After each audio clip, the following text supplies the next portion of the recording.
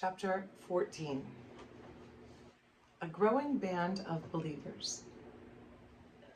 By the time Adoniram and James Coleman returned to Rangoon on February 18, 1820, Adoniram was convinced of what he should do. He and Anne would leave Burma as soon as possible and set up a mission station somewhere else. He thought Chittagong might be a suitable location, especially since the lone missionary to the Burmese people living there had been murdered. The fledgling church the missionary had started there was now without a leader. Of course, Adoniram would be sad to leave Rangoon, but he knew it was the best thing to do for the sake of the 3 Burmese converts. Now that King Bagida had turned his back on Christianity, anyone who had contact with the missionaries would be putting his life in jeopardy. Several days after returning from Ava, Adoniram laid out his plan to the tiny group of Burmese Christians. He expected them to be relieved that they would no longer have to associate with foreigners during this period of the king's displeasure. But the opposite was the case. "Don't leave us yet," begged Maung Baye. "But it's useless for me to stay," Adoniram replied sadly, thinking about how he had taught Maung Baye to read and write, and about how much Maung Baye loved to study the Bible with Adoniram. "We cannot open the Zayat. No Burmese person will want to inquire about Christianity now that people know that the king is displeased with us.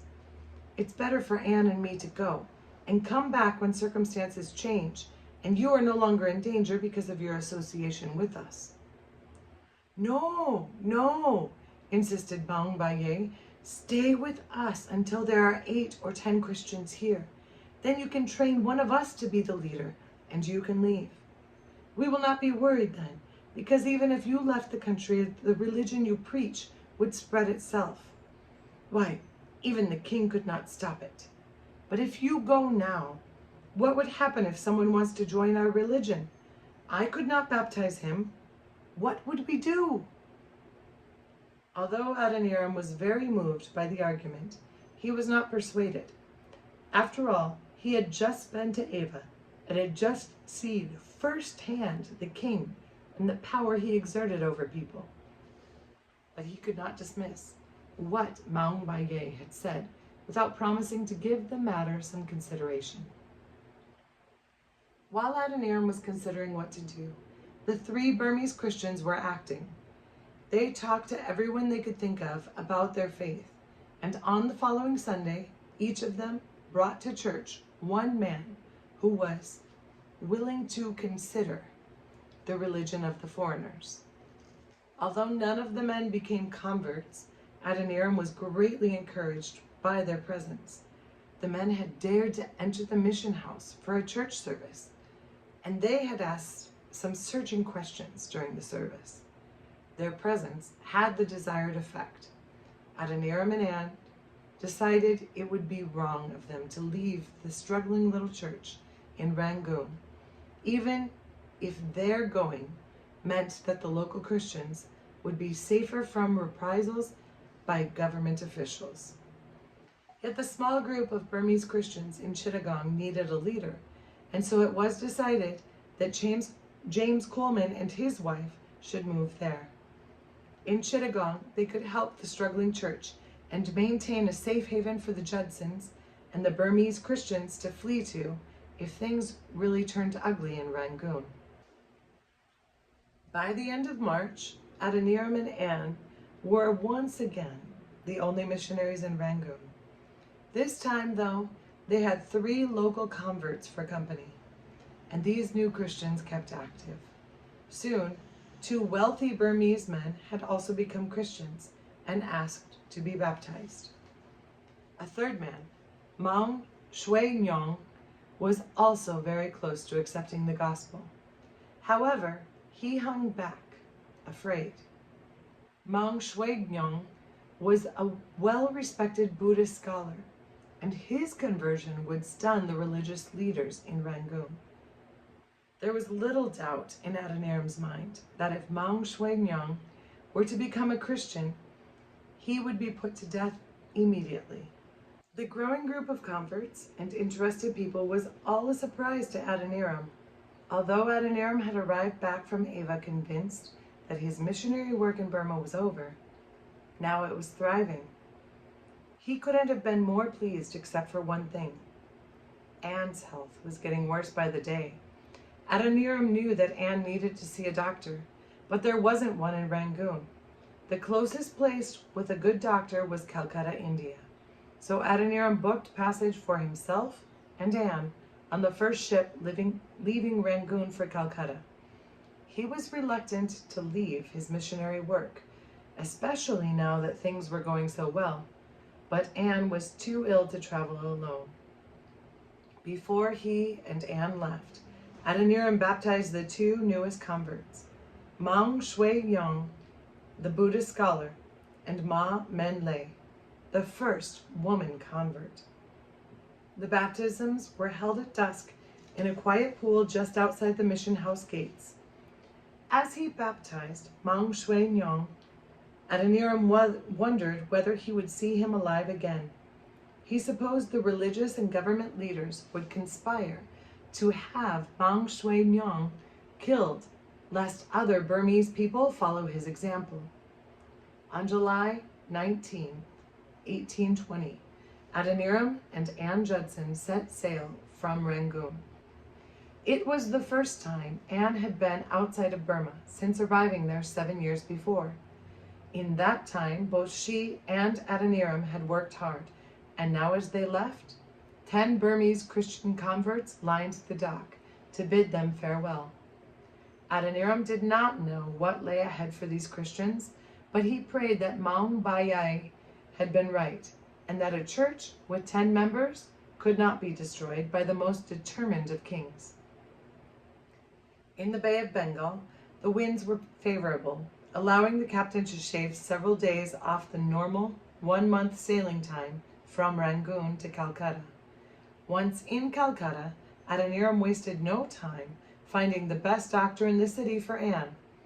Dr. Chalmers diagnosed Anne's illness as liver disease and blamed the condition on the heat and poor diet they endured in Rangoon. He recommended Anne return to the United States for a rest, but she would not hear of it.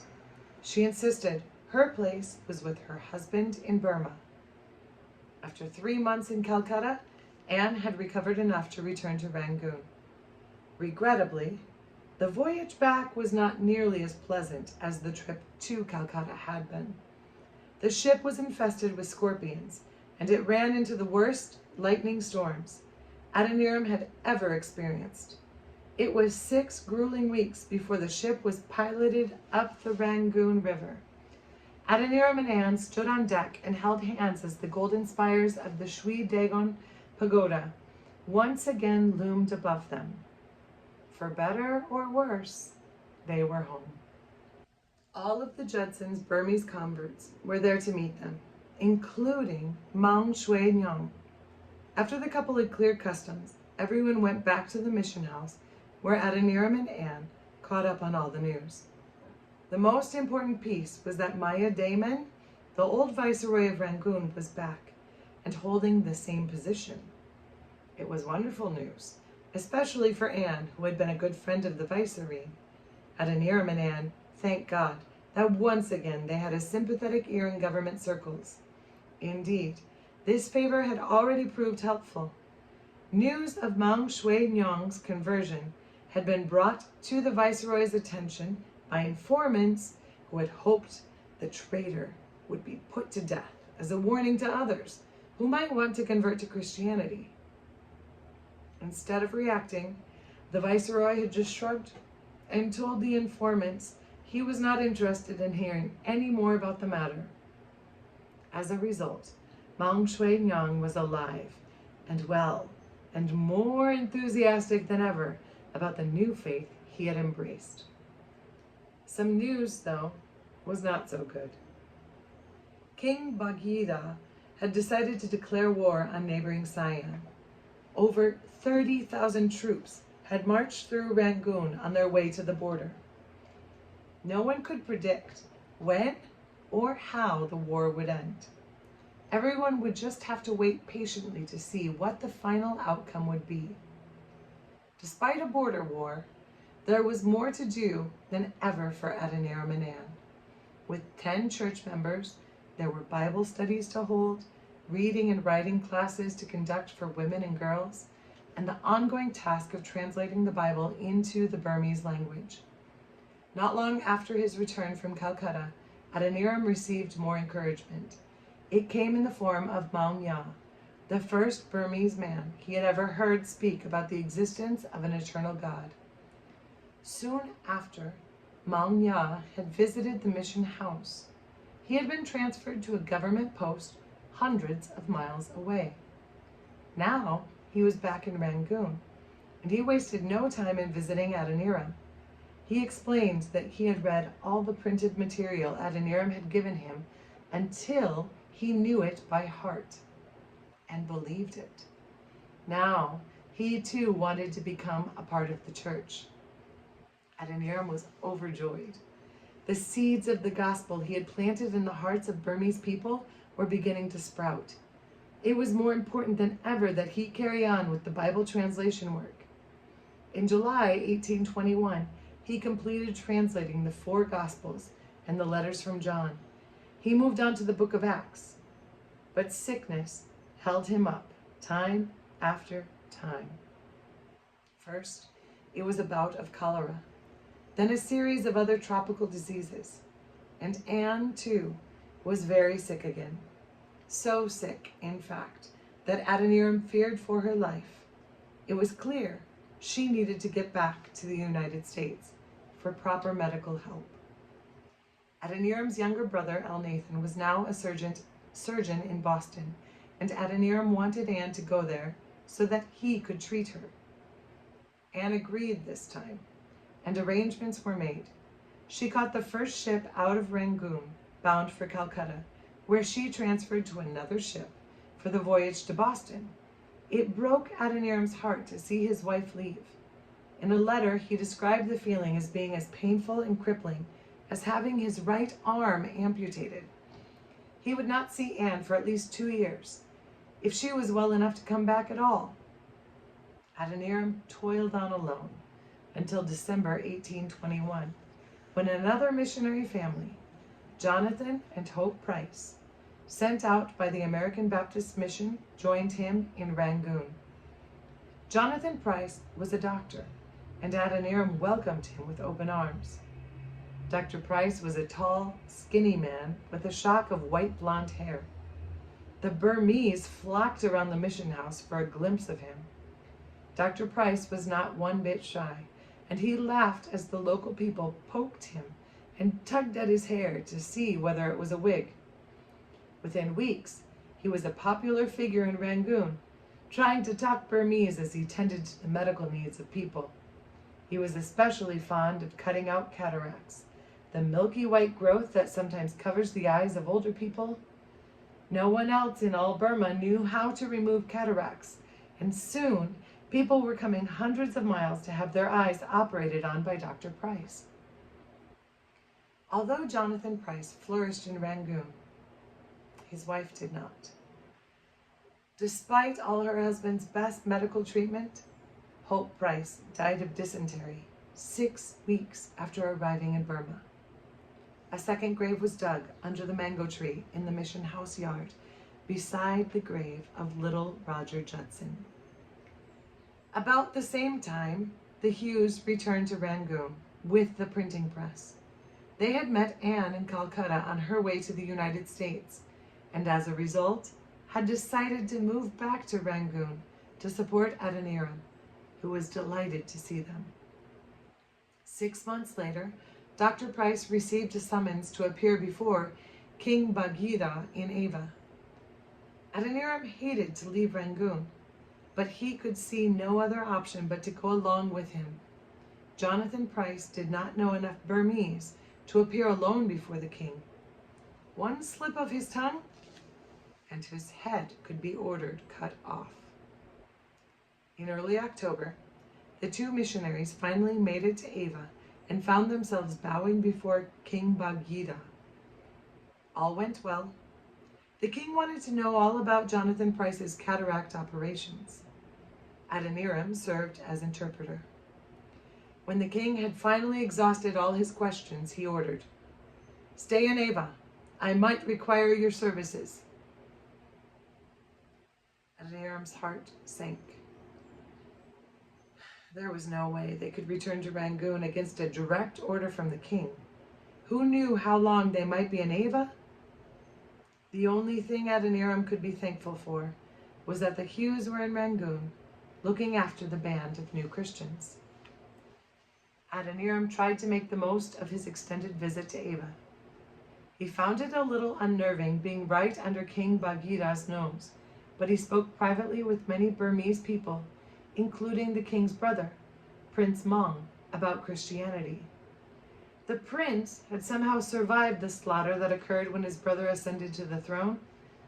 To Adoniram's surprise, some members of the royal family encouraged him in his missionary work. Princess Sarawati, the king's youngest sister, even hinted that King Bagheera was considering giving him land on which to build a kyong, the Burmese word for a holy house. All of this was cause for excitement.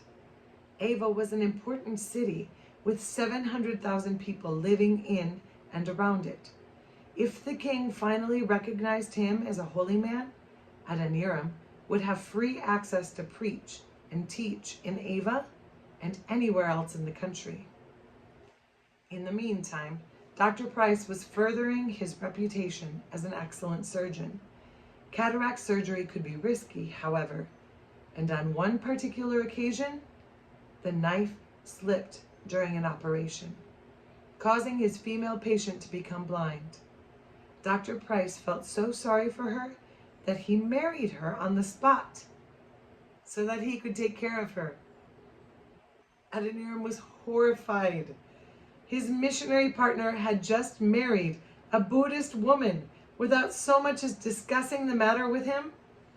To make things worse, Adoniram had just learned that James Coleman, who had left Rangoon to work among the Burmese living in Chittagong, had died of disease. And if that weren't enough, he hadn't heard anything from Anne in over 8 months. Adoniram longed to get back to the little church in Rangoon, but he could not leave Ava without royal permission. He just hoped that permission wasn't too long in coming.